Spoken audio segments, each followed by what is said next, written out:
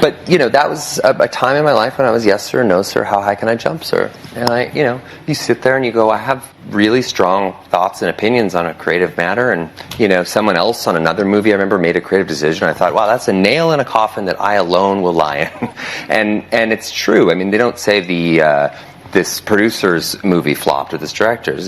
That's me. Mm-hmm. So if I'm going to be on that headline, I'd like to be the architect of my own demise. Besties, the rumors about Blake Lively and Ryan Reynolds' supposed explosive demands toward Wayfair just got a major twist, because now people online are claiming there are recorded calls tied to the whole situation. That's right. Remember that earlier chatter about Blake and Ryan having a kerfuffle with Wayfair around the film's premiere? The same time people were saying Blake allegedly told everyone to unfollow Baldoni, leaving him to handle a premiere alone, and showing up on the carpet without the rest of the cast. And then all those whispers that Ryan was running his mouth across Hollywood, talking to agents at WME, and supposedly using industry connections to pressure Baldoni or Wayfair to back down. Well now, the internet is buzzing again, because there are claims that recorded phone calls exist. We haven't heard them ourselves, but Jamie Heath has acknowledged their existence. These recordings reportedly involve conversations with WME, the talent agency connected to Blake, Ryan, Baldoni, and Wayfair, plus calls with Sony. This information was mentioned in a court filing yesterday. Wayfair had to respond to Blake Lively's motion for sanctions, where she argued that evidence had been deleted and pushed for major penalties, basically saying Wayfair shouldn't be allowed to argue there was no smear campaign at all. So Wayfair hit back with a 30-page response and a stack of 40 to 60 documents to support their position. And while we don't know how the judge will rule, the way it's presented, it doesn't look like Lively has strong proof of intentional deletion. Wayfair's legal team laid out why they believe nothing was destroyed on purpose, and why Blake isn't actually missing evidence, since she already has plenty she says supports her claims. But here's where it gets even messier. Wayfair also argues that they have evidence suggesting Blake herself contributed to the negative press. Their filing talks about her own decisions, from her marketing choices to reportedly excluding Baldoni from the premiere, and how, according to them, those actions shaped the fallout. In short, they're saying they had nothing to do with any of it. And they claim Blake Lively. She herself stated in the lawsuit that she noticed spikes in negative press on August 6th. And Wayfair points out that Judd Wallace wasn't even working with them, not on staff, not as a contractor, at that time. So how would he be responsible for anything happening on August 6th? And then they raise another question. If Judd wasn't involved yet, how could he possibly turn the entire internet against her within 2 days? It just wouldn't be realistic. So Wayfair's arguments on that front are pretty strong. But honestly, what's even more interesting is the evidence they attached, because those documents include references to conversations with WME suggesting that Blake herself was taking actions behind the scenes that created complications, which is why Wayfair says they had to bring in crisis PR. And they insist this had nothing to do with the separate harassment allegations. In Jamie Heath's testimony, he even revealed that he recorded one of his calls with WME's Danny Greenberg. The transcript notes, "Danny then called me after the call with Patrick. He may have been on the call as well, I just don't recall. He called me shortly after and was going to read us a letter that the Reynolds, I guess I can refer to both of them that way, had written. And I could not believe what was happening. So I recorded it because I wanted it documented." That's from Jamie's deposition with Stephanie Jones, Blake's attorney. He explained that he not only wanted it documented, he needed a record because Danny was about to dictate a letter, and Jamie didn't have a physical copy to refer to. This was connected to the statement the Reynolds wanted released on August 12th, the one that basically framed the situation as, "We weren't man enough, problems happened on set, and it's our fault." According to Jamie, he has that call recorded, the one where Blake Lively and her husband were allegedly pushing for them to take responsibility publicly. That's what he says is on tape. Then came questions about the Sony marketing call. Jamie said that call was about planning how to handle the 2 different premieres, logistics, appearances, how things would look. He said they believed they had a strong relationship with Sony, but eventually it started feeling like something was shifting. And while he understood Sony might try to play middleman, he sensed something else was going on. We don't have the next page, so the exact follow-up isn't there. But the overall implication is that Sony may have begun leaning toward Blake Lively's perspective, possibly because of her and Ryan Reynolds' industry influence.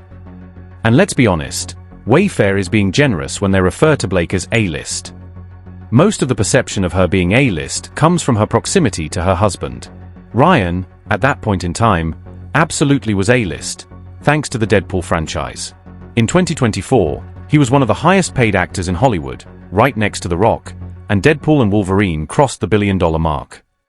Outside of Marvel, none of Ryan's films have reached that same level of success.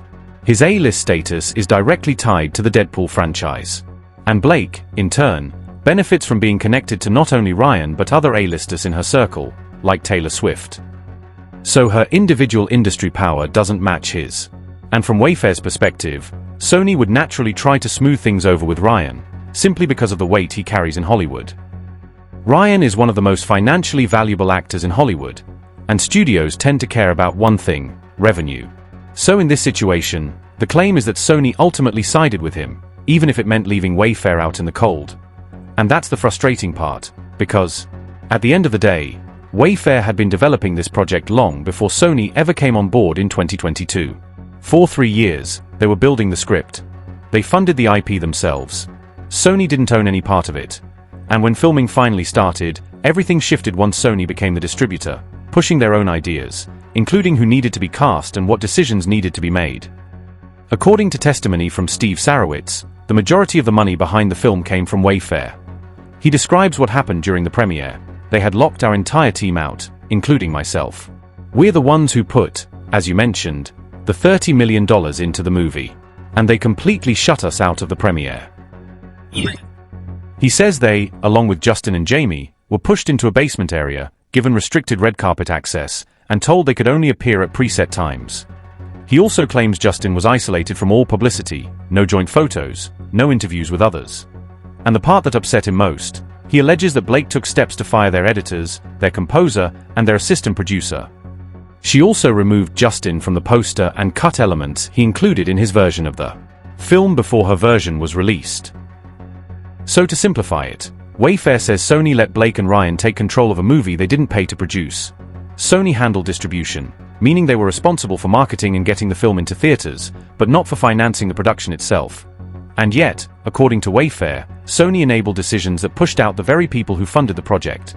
They say Sony allowed firings, allowed creative changes, and allowed the team with no production investment to dominate decisions, something that wasn't supported by any contract terms. And Wayfair's point is, Sony exercised power they weren't supposed to have, simply because they could, and because there were no consequences for them. I mean, if there were any consequences, it's mainly that the Sony executives involved at the time are no longer there. The CEO they were dealing with is gone. Josh, one of Sony's key contacts on the project, also left, and even the higher-level Sony leadership saw major changes. It was a period of chaos inside the company. Sony had taken massive losses, around $71 million, on 2 films that flopped that year. They were desperate for a win, and this project was supposed to be that win. And according to Wayfair's side of the story, Sony chose to side with Blake and Ryan and bet everything on them, even though they allegedly didn't have the contractual authority to do that. In any other industry, Wayfair argues this would look like coercion or misconduct, because $30 million of their own money was invested, yet they weren't even allowed to attend their own premiere. Industry chatter often brings up Ryan's history of strongly steering projects. People reference the reported tension on Deadpool 2, where director Tim Miller and Ryan allegedly clashed over the script and creative control. Miller left the project afterward and later described the experience as extremely difficult, even traumatic. There are also long-standing claims that similar conflicts happened during the rhythm section, with reports that Blake pushed hard for certain creative decisions, her preferred script elements, and specific shots. Things escalated so much during post-production that Barbara Broccoli, who oversees the Bond franchise and was producing the film, supposedly clashed with Blake to the point that the movie was shelved for 2 years. And when it finally did come out, the film underperformed badly. The studio reportedly lost around $50 million because of it. There are also claims that Blake and Ryan's text messages with Sony, WME, or even with each other are being kept out of the public eye. None of this is private material in the legal sense. It's simply evidence they allegedly don't want released because of how the public might react. In my opinion, that's why these delays keep happening.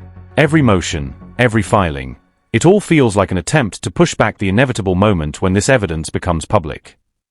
And yes, when the full documents come out, there will almost certainly be things that don't look great for Wayfair either. No one involved was perfect. This was a tense, hostile environment, and everyone made choices people may question later. You'll probably see messages or decisions and think, I don't know if I love that. That's normal. No one is spotless. But according to the filings, the core responsibility for the escalation lies with Blake and Ryan's actions.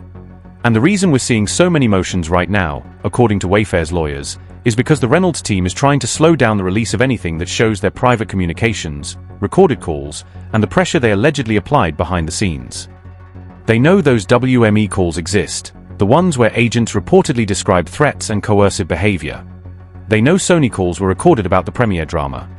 And if those Sony calls discuss the premiere, then they also likely reference what Ryan was allegedly saying at the time, including the accusations he was making about Justin, calling him a predator and spreading it around, despite nothing like that being supported by any evidence. Ryan's opinion apparently comes from Justin's own book, where Justin reflected on moments from his youth and acknowledged that people didn't talk about consent the way we do now. Back then, teenagers didn't ask, "Can I kiss you?" They just did it, and sometimes learned after the fact someone didn't want it. That doesn't make someone a criminal, it makes them someone who grew up in a different era and is now reflecting on it honestly.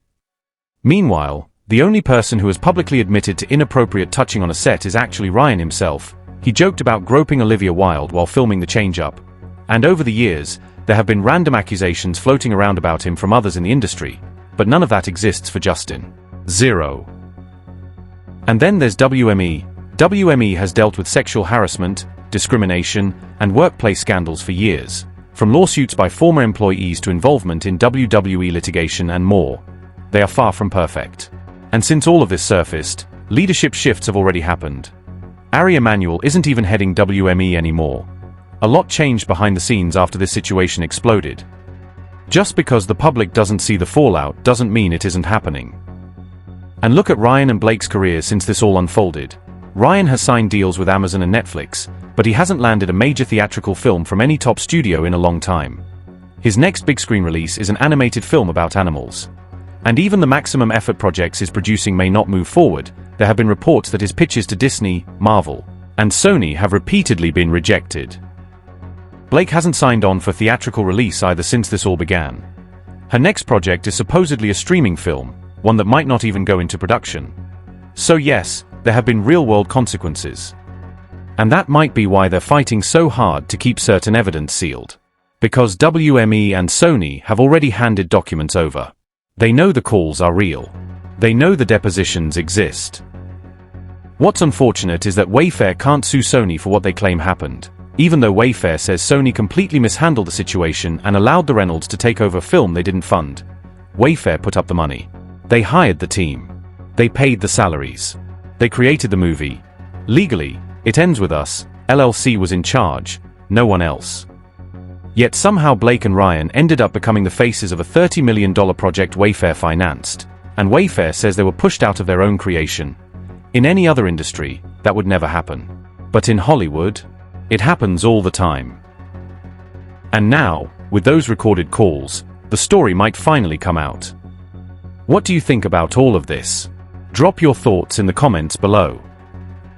Make sure to like this video, subscribe if you haven't already, and hit the bell so you never miss an update. Thanks for watching. Bye besties. 2 hearts.